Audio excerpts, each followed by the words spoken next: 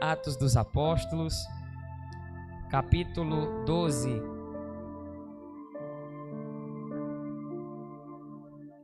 Glória a Deus. Que Deus abençoe também a igreja virtual que nos assiste. Seja muito bem-vindo, em nome de Jesus. Você que assiste pelo Facebook, que assiste pelo YouTube, se você não é inscrito no canal, se inscreve, ativa todas as notificações. Você que está assistindo pelo Facebook, compartilha esse link nos teus status, no teu direct, no message, enfim, todas as tuas redes sociais, em nome de Jesus. Atos dos Apóstolos, capítulo 12. Os irmãos, eles vão acompanhar a partir do verso de número 6. Quem achou, diga: eu vou para o céu. Quem não achou, diga: eu também vou.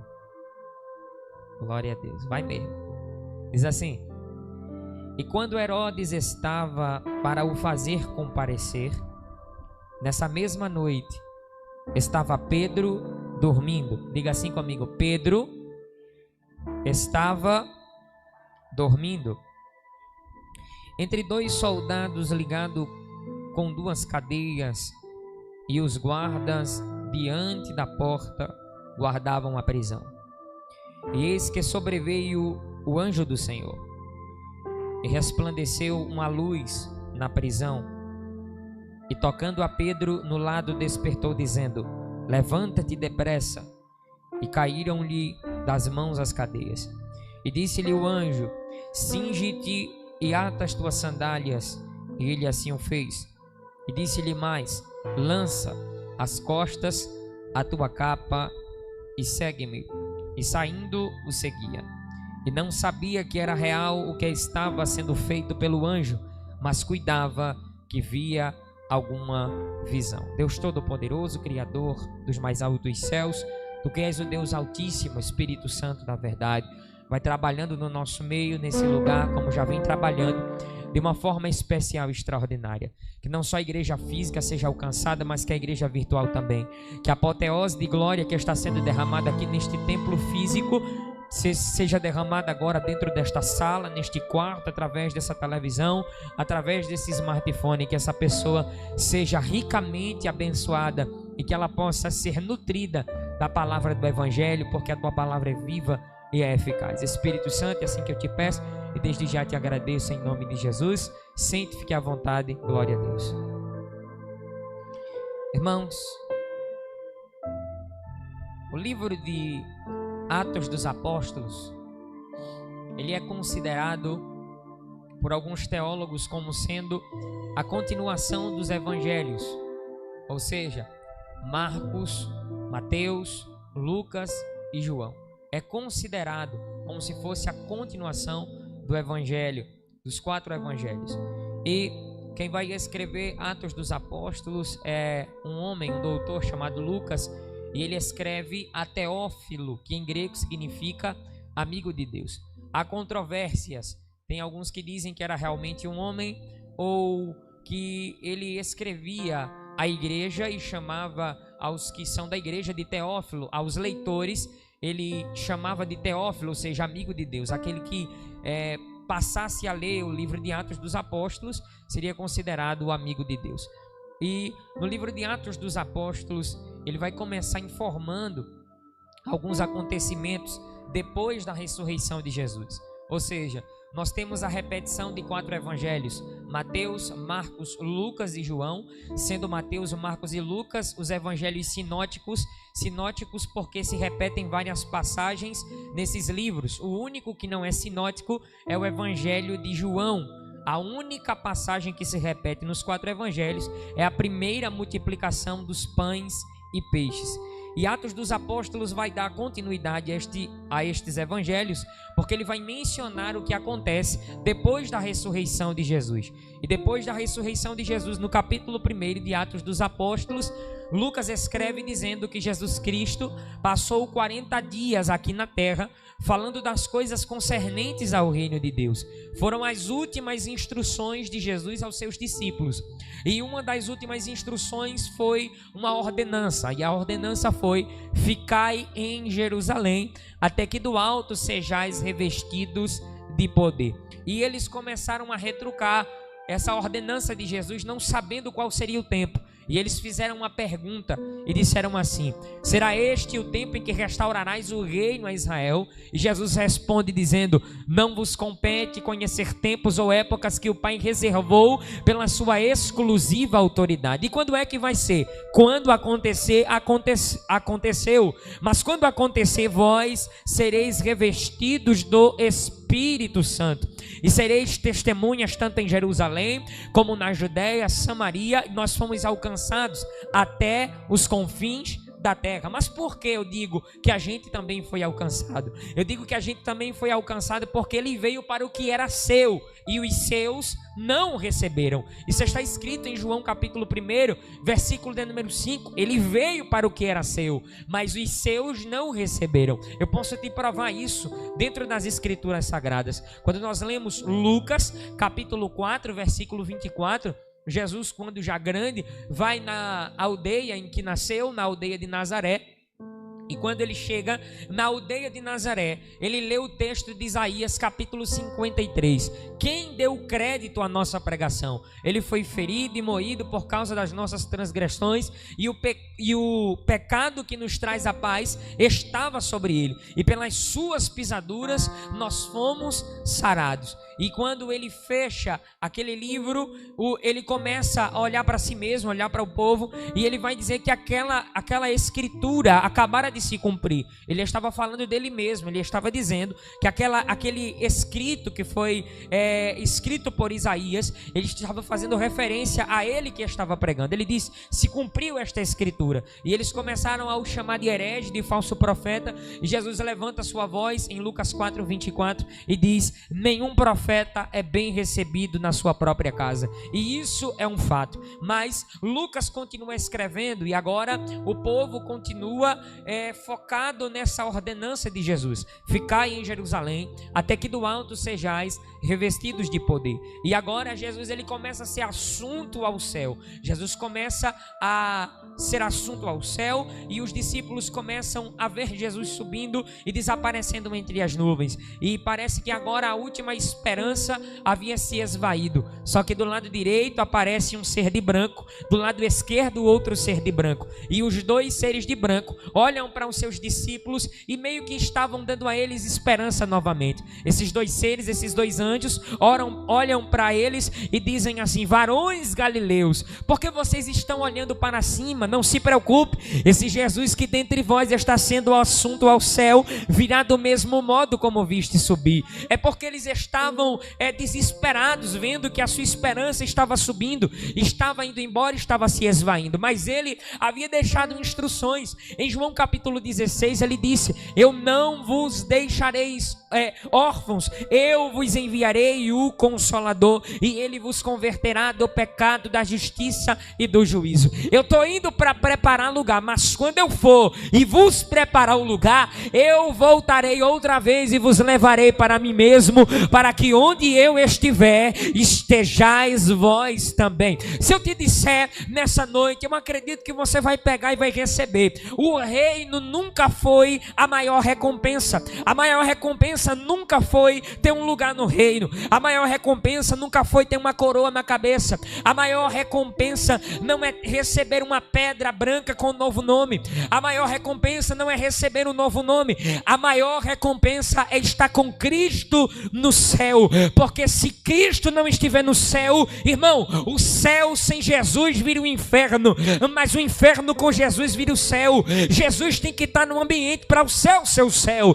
Então a maior recompensa não é estar no reino, a maior recompensa é estar no reino com Cristo. Porque se existir o reino e não existir Cristo, então o reino não é o reino. Mas se Cristo estiver no reino, então aí sim, esta é a maior recompensa. Esta é a recompensa verdadeira. Eles se apegam com a ordenança dada por Jesus Cristo. Eles se lembram das últimas instruções de Jesus. E agora o texto do Antigo Testamento, no livro de Êxodo, vai dizer que a festa do Pentecostes, ela era realizada 10 dias depois, no 50º dia, depois da Páscoa. E se Jesus está 40 dias na terra, e ele é assunto ao céu na Páscoa, então 10 dias depois, Jesus sobe no 40º, no 50º o Espírito Santo desce, porque era a festa do Pentecostes, era a festa da colheita. 10 dias depois, foi uma via de mão dupla. A igreja passou 10 dias no cenáculo orando pela descida do Espírito Santo.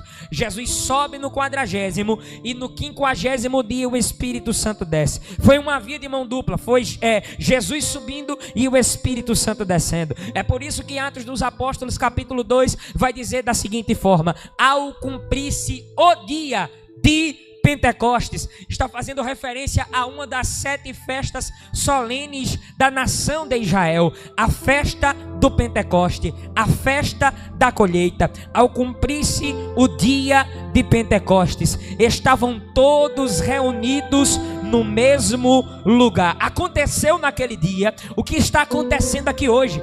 Nós estamos reunidos no mesmo lugar. Só que o que eu acho interessante é que quando você vai pesquisar o significado do nome Pentecoste, por mais que seja a festa da colheita, e realmente era uma festa da colheita, só que naquele dia foi uma festa de colheita diferente, porque a colheita, ela não foi uma colheita terrena, ela foi uma colheita espiritual. Eu já vi o agricultor, meu irmão Felipe, ele colher de baixo para cima, porque ele tira da terra, mas naquele dia a colheita não foi de baixo para cima, a colheita foi de cima para baixo. Por isso que está escrito: e de repente veio do céu. E quando você vai pesquisar o significado de Pentecoste, traduzido do grego, significa dinamite e explosão. E ao cumprir-se o dia da dinamite, o dia da explosão, estavam todos reunidos no mesmo lugar, e de repente veio do céu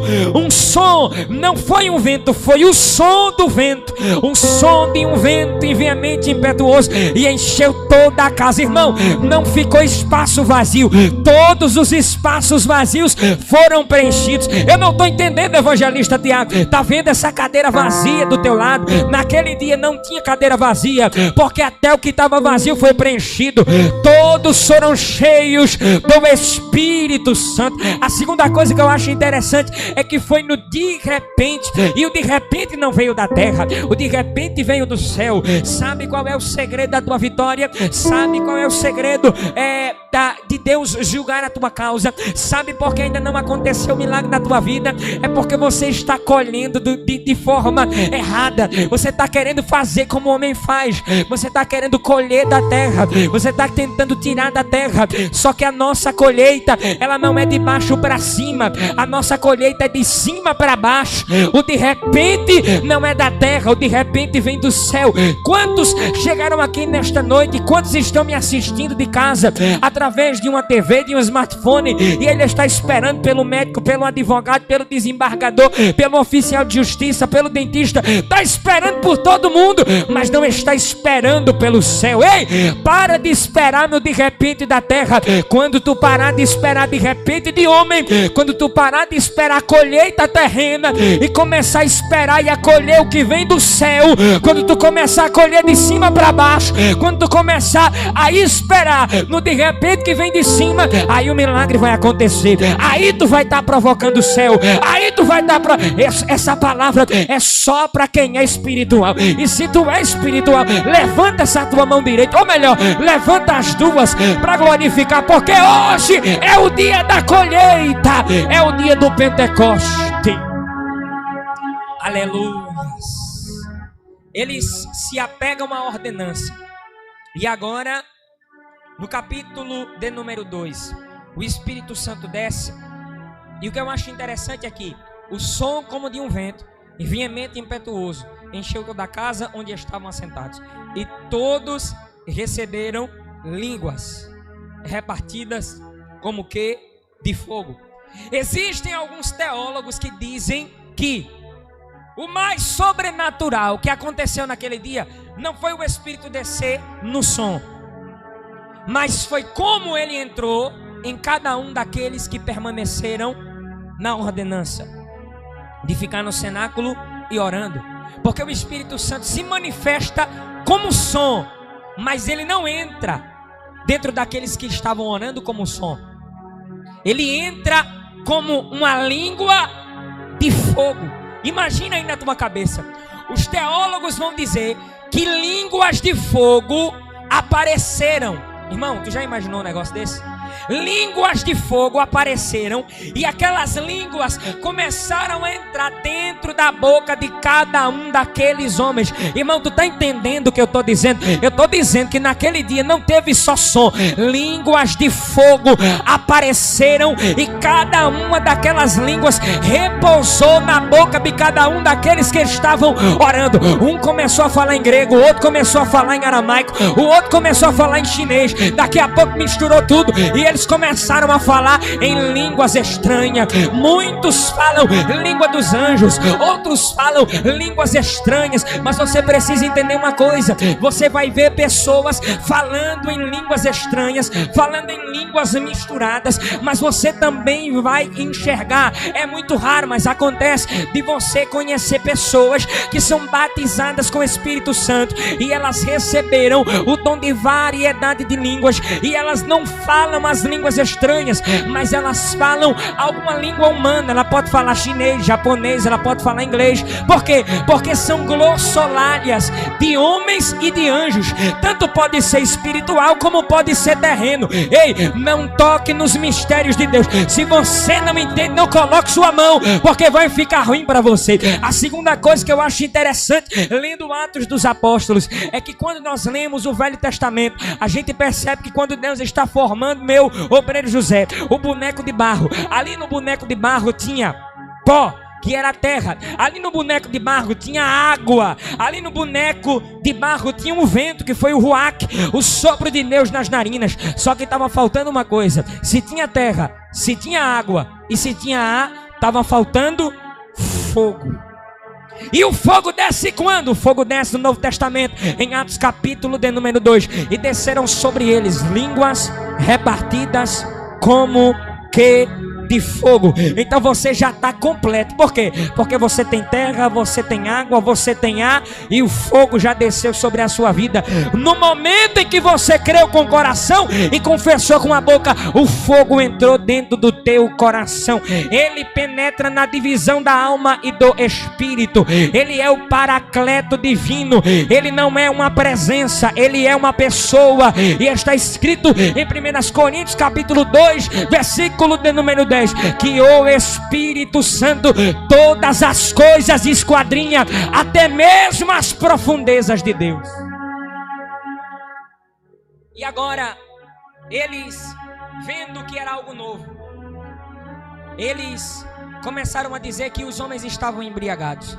E quem toma a palavra é um homem chamado Pedro.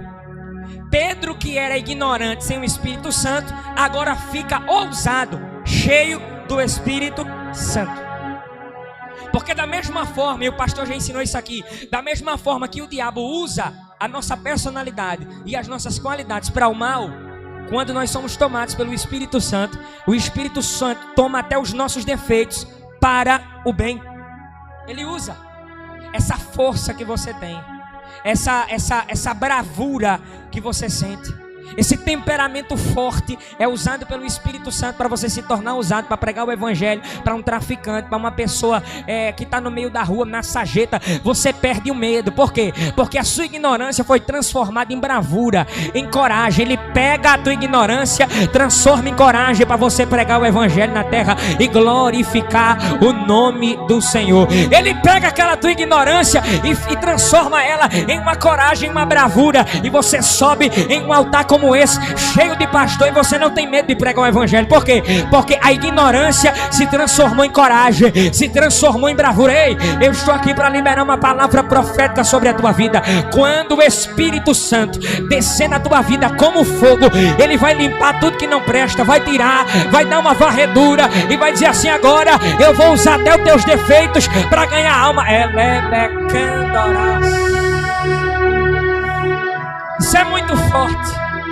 Agora eles disseram: estão embriagados. Pedro toma a palavra e ele começa a pregar, começa a falar de Cristo ressuscitado e glorificado. E naquele dia Pedro dá prejuízo ao inferno. O inferno fica incomodado com Pedro. Agora Pedro vai ganhar na sua primeira pregação 3 almas para Jesus. O diabo ficou furioso, porque na primeira pregação de Pedro ele vai ganhar 3 almas para Jesus. No outro dia Pedro e João vai se unir e na oração da hora nona eles vão subir para o templo. E quando chega diante do templo chamado Formosa, a palavra do Senhor vai dizer que tinha um homem coxo que estava pedindo esmola, dizendo: me dá uma esmola, me dá uma prata, me dá um ouro. Pedro e João olham para ele e dizem assim: nós não temos prata nem temos ouro, mas o que nós temos, que é o Espírito Santo, que a gente recebeu ontem, a gente vai transmitir para você também. Em nome de Jesus Cristo Nazareno, te levanta e anda. E o homem pegou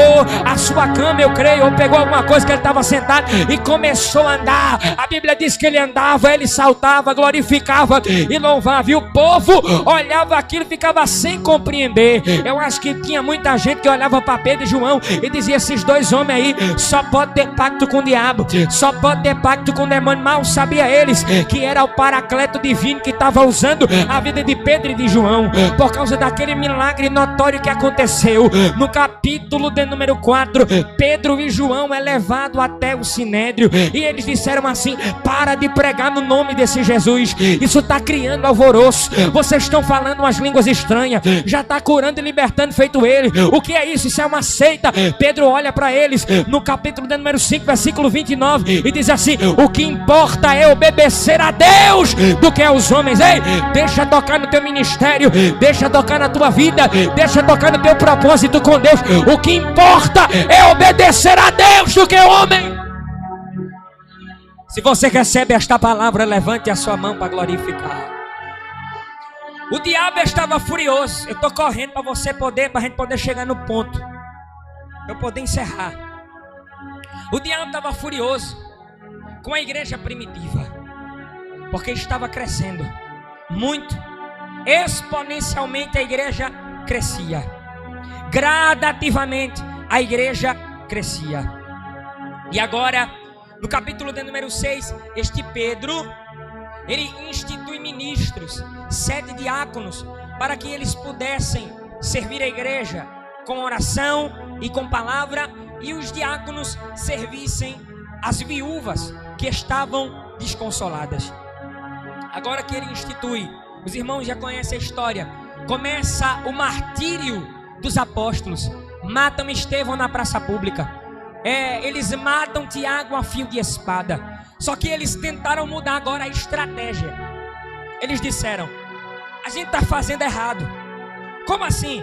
Parece que vejo o sumo sacerdote, os sacerdotes, os principais escribas e os principais judeus em uma sala de reunião secreta e dizendo assim: a gente está com a estratégia errada, vamos mudar a estratégia. Por que a gente está com a estratégia errada, sumo sacerdote? O sumo sacerdote olha para os sacerdotes, para os escribas e para os judeus e diz assim: porque a gente está pegando os peixes pequenos. Enquanto a gente estiver pegando os peixes pequenos, o grande vai estar exponencialmente crescendo e aumentando o número da igreja primitiva. Então vamos parar com esse negócio de pegar os pequenos. Agora a gente não vai pegar mais os pequenos, a gente vai pegar o cabeça, a gente vai pegar o peixe grande. E quem é que a gente vai pegar? Vamos pegar Pedro. Por que vai pegar Pedro? Porque Pedro era o pastor da igreja. Como assim Pedro era o pastor da igreja? Foi a promessa que Jesus fez a ele, Mateus 16, 18, sobre esta pedra, porque Pedro significa pedra pequena. Sobre esta pedra eu edificarei a minha igreja,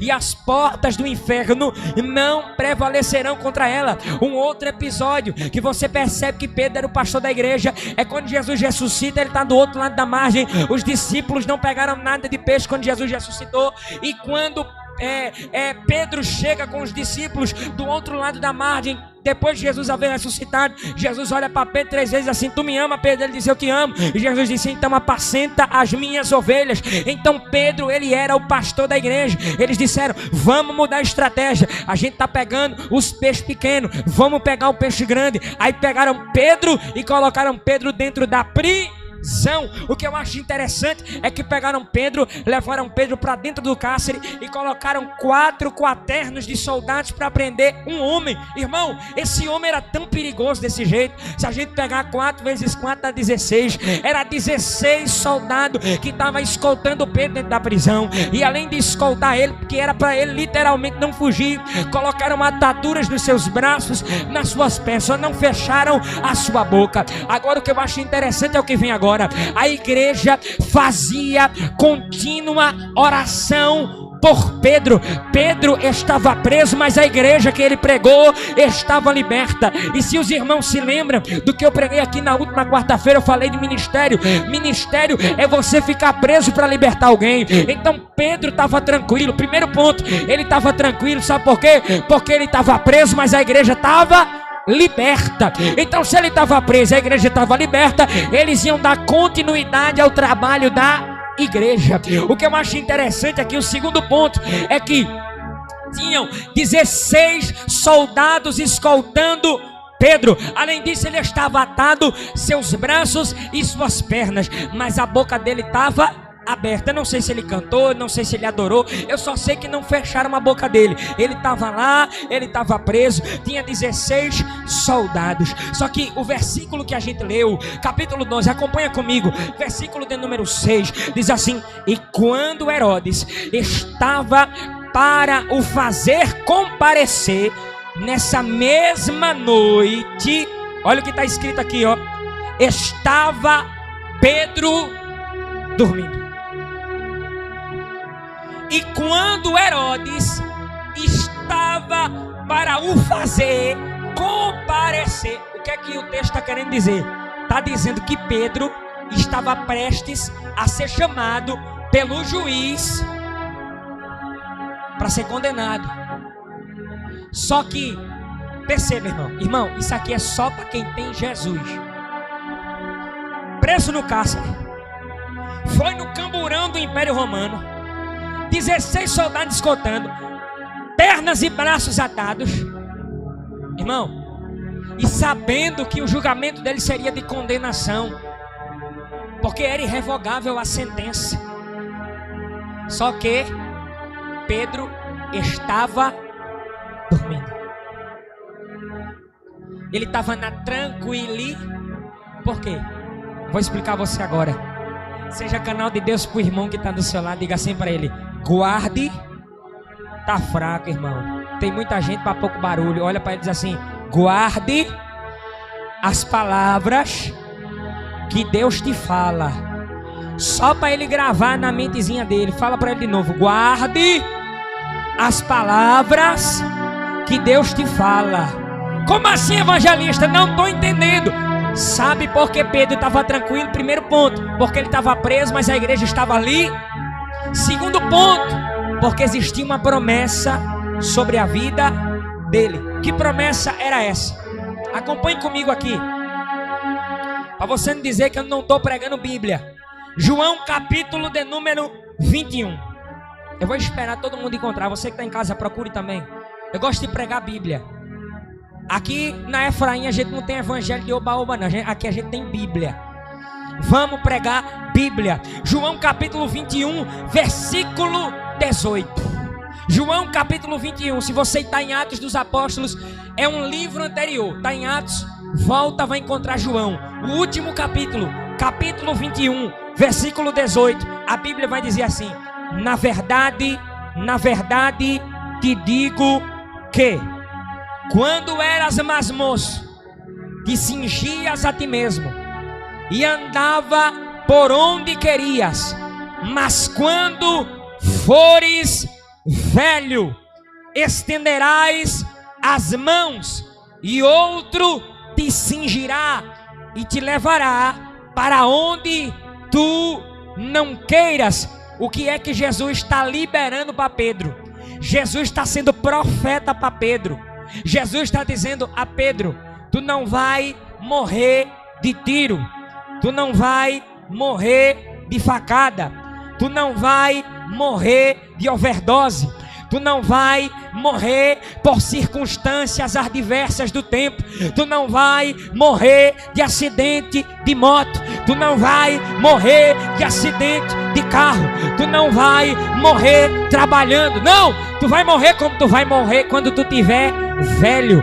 E Pedro estava na prisão, mas ele ainda não tinha alcançado a maioridade. Ele ainda não era 100% idoso, ainda estava verde, ainda conseguia pregar, ainda conseguia adorar. Foi por isso que ele ficou tranquilo. Sabe por quê? Porque ele guardou a palavra que Jesus liberou sobre a vida dele. Irmão, para de ficar escutando esses profetas de meia colher que fica dizendo: Jesus vai pegar, Jesus vai matar, tu vai morrer, vai acontecer assim, vai acontecer assado, vai acontecer cru, vai acontecer cozinhado. Irmão, para de ouvir esses profetas e começa a ouvir a maior profecia, que é a palavra de Deus.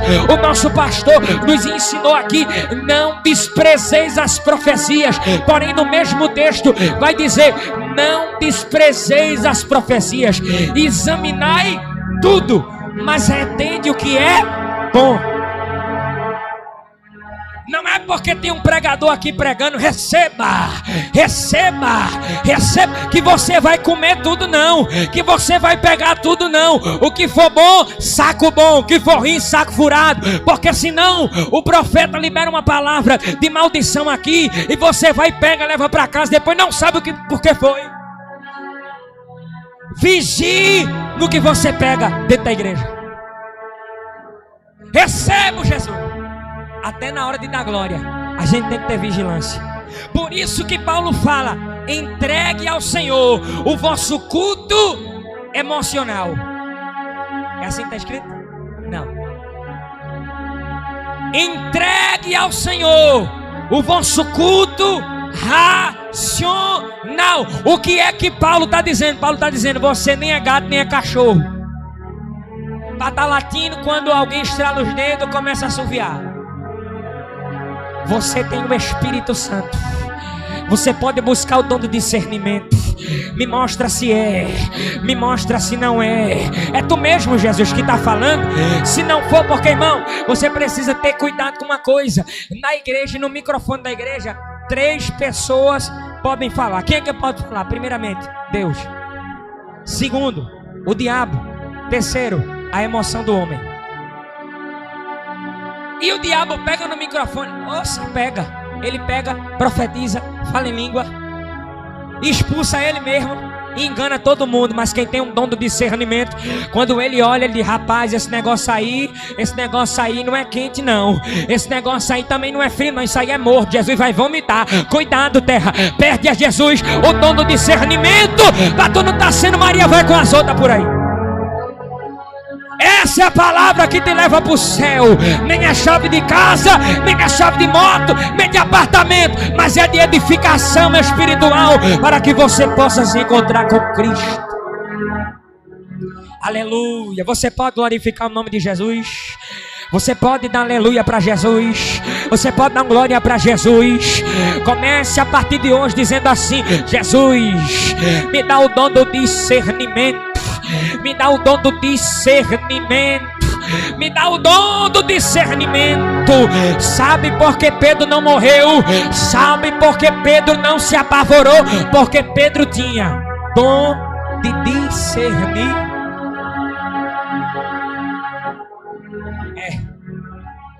Irmão, Pedro guardou a palavra. Por isso que a Bíblia diz, Jesus instruiu dizendo assim: aquele que ouve. Mas não é só ouvir. Aquele que ouve e guarda as palavras desta profecia.